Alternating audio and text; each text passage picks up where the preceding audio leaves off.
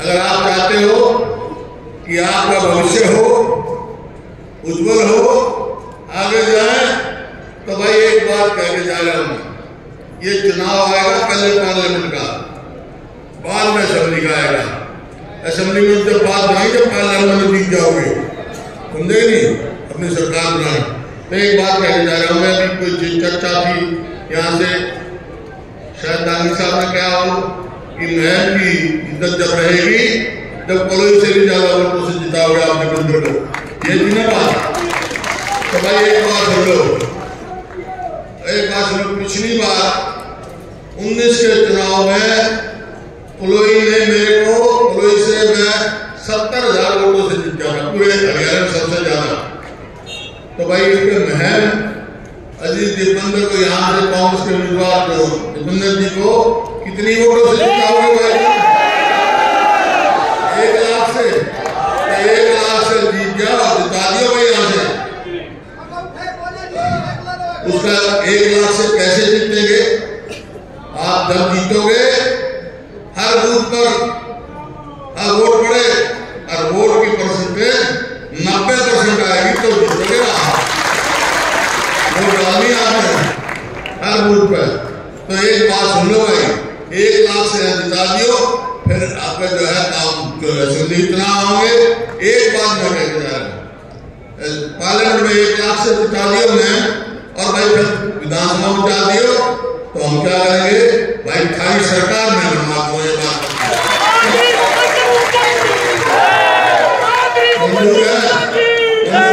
टक्कर लेने तैयार हो तो मैं भी तैयार हूँ भाई, हो जा बात करेंगे। बहुत बहुत धन्यवाद। सांगी गांव मेरी जन्मभूमि है, लेकिन ये मेरी कर्मभूमि है। इस बात का मुझे गर्व है कि वो महम है जिसने जब अपनी शक्ति को पहचाना है तो देश की और प्रदेश की राजनीति को मोड़ने का काम किया, दिशा देने का काम किया उन्हें। और हर वर्ग का तिरस्कार सरकार ने किया।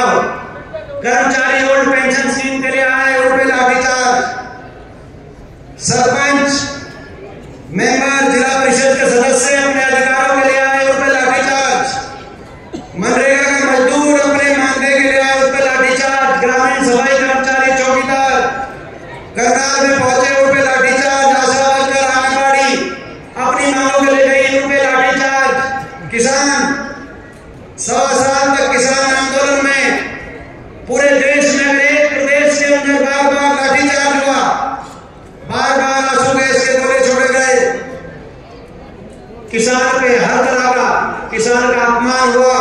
750 शब्द इन धर्मों से वापस आए, लेकिन सत्ता में बैठी सरकार ने किसी के घर जाकर आंसू पहुंचने की बात तो दूर थी, सहानुभूति के 2 शब्द भी नहीं कहे, लेकिन तिरस्कार के शब्द किए।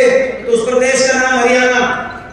और जब चंडीगढ़ के अंदर विधानसभा में जब बात उठाई गई कि एक संदीप सिंह मंत्री है खेल विभाग के, उन्हीं के महकमे की एक हमारी बेटी जो कोच है उनके ऊपर दुष्कर्म का आरोप लगा है, दुर्व्यवहार का आरोप लगा है। जब रक्षा की बख्शा हो गए तो जनता कहां जाए? क्या कसूर था उन बेटियों को जिनको दिल्ली की सड़कों में घसीटा गया? क्या कसूर था उस बेटी का जिसने, और जब ये आरोप लगा और चंडीगढ़ की विधानसभा में खड़े होकर हुड्डा साहब ने कहा कि उसका इस्तीफा होना चाहिए, तो मुख्यमंत्री जी ने कहा, भाजपा वो नहीं बोल रहे थे, बीजेपी का घमंड बोल रहा था। उन्होंने कहा संदीप सिंह मंत्री है, मंत्री रहेगा, मंत्री रहेगा। और आज मैं भी महम में कहना चाहता हूं, बीजेपी का ये घमंड टूटेगा, टूटेगा, टूटेगा।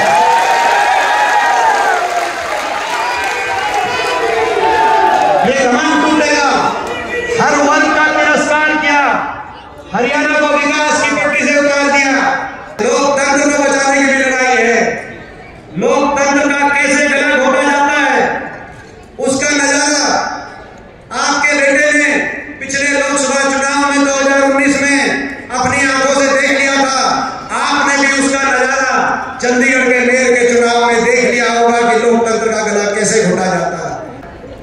रोहतक निशाने पे है, रोहतक निशाने पे नहीं है, आप लोग निशाने पे। मैं निशाने पे हूं, पिछली बार भी मैं निशाने पे था। और वो क्यों?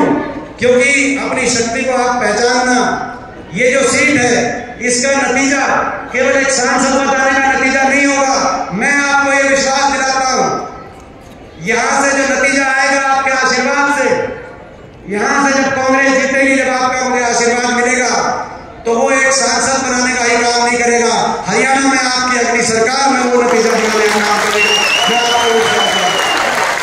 और ये इनको भी पता है, इनको भी पता है, इसीलिए हम निशाने पे हैं।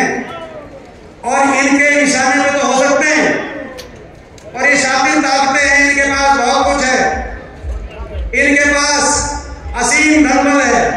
ठीक कह रहे थे अभी दागी साहब कि जो ये खुलासा हुआ इलेक्टोरल बॉन्ड का, नारा भाजपा का सामने आ गया, संगठित भ्रष्टाचार, ऐसा नारा भाजपा का क्या आया?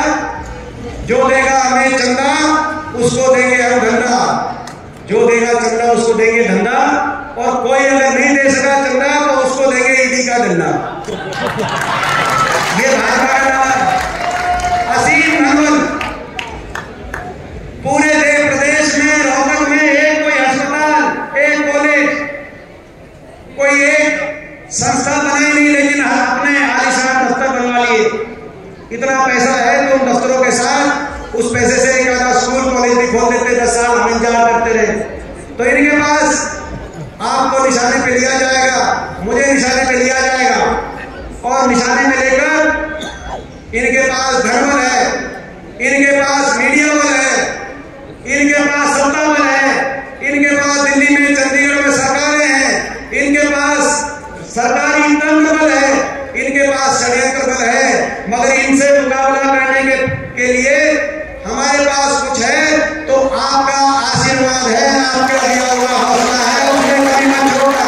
दुष्यंत चौटाला ने 3 दिन पहले कहा कि मुझे बुलाया जेपी नड्डा जी ने, भाजपा के राज्य राष्ट्रीय अध्यक्ष ने, और कहा कि हम रोहतक की सीट तुम्हारे लिए छोड़ रहे हैं। यही रोहतक यही कहा कि भाई दुष्यंत रोहतक की सीट आपके लिए छोड़ रहे हैं। और दुष्यंत ने कहा कि फिर हमने, जब ये बात आई तो दुष्यंत चौटाला ने वापस जाके कहा कि भाई हम अगर रोहतक की आप छोड़ते हो तो हम गठबंधन ही छोड़ते हैं। यही बात है ना, हम गठबंधन छोड़ते हैं। मैं बताना चाहता हूं इनको, ये वो रोहतक है जिसने देश की राजनीति को दिशा देने का, प्रदेश की राजनीति को दिशा देने का काम किया है। बीजेपी रोहतक छोड़ रही है जेजेपी के लिए, और जेजेपी रोहतक के नाम से गठबंधन छोड़ रही है, मगर रोहतक के 36 बिरादरी के अपने लोगों के आशीर्वाद को दीपेंद्र आखिरी सांस तक नहीं छोड़ेगा। मैं कहना चाहता हूं, आखिरी सांस तक सत्ता आएगी जाएगी, सरकार होगी या विपक्ष होगा, लेकिन आखिरी सांस तक अपने किसी भाई के कुछ काम आ पाऊंगा तो अपनी जान लड़ा दूंगा। ये रोहतक है जिसका आप छोड़ने की बात कर रहे हैं। तो भाई लड़ाई लड़नी है, प्रदेश को बचाने की लड़ाई लड़नी है, हरियाणा में दोबारा से विकास के उस दौर को लड़ाई लड़नी है। हरियाणा दोबारा से विकास का पहिया दोबारा घूमे हरियाणा में। जो हमारा एयरपोर्ट चल गया, वहां एयरपोर्ट बने, जहां रेलवे फैक्ट्री चली गई वहां रेलवे फैक्ट्री आए, विकास। जो मेट्रो का आखिरी खंभा बहादुर तक रुका हुआ है, वो मेट्रो आगे बढ़कर रोहतक तक पहुंचे। पूरे प्रदेश के कोने कोने में उसी रफ्तार से विकास हो, आपस में प्रेम, प्यार, खुशहाली, भाईचारे के साथ हरियाणा देश में आगे जाए और ये इलाका भी खुशहाल हो। ये लड़ाई हमारी है, और इस लड़ाई के लिए परिवर्तन हरियाणा में लाना होगा, और उस परिवर्तन के लिए रोहतक लोकसभा सीट में आपका आशीर्वाद और आपका पूरा साथ। मैं आखिर में एक बात और कहना चाहता हूं, जोश के साथ होश, अनुशासन से हमें ये चुनाव लड़ना है। कहीं मैं पहुंचूंगा, सबके पास नहीं पहुंच पाऊंगा, कहीं मैं पहुंचूंगा, कहीं आपको पहुंचना है।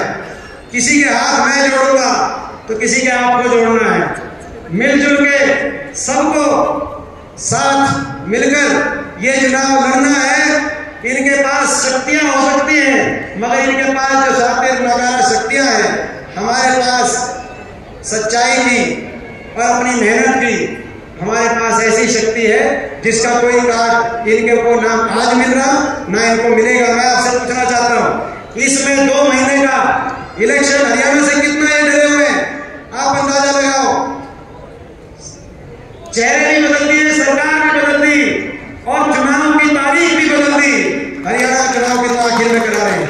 तो भाई 2 महीने का समय, इन 2 महीनों में मैं आपसे हाथ जोड़ के पूछना चाहता हूं, आपके इस बच्चे को इन 2 महीने में आप संभालोगे कि नहीं संभालोगे? नहीं आप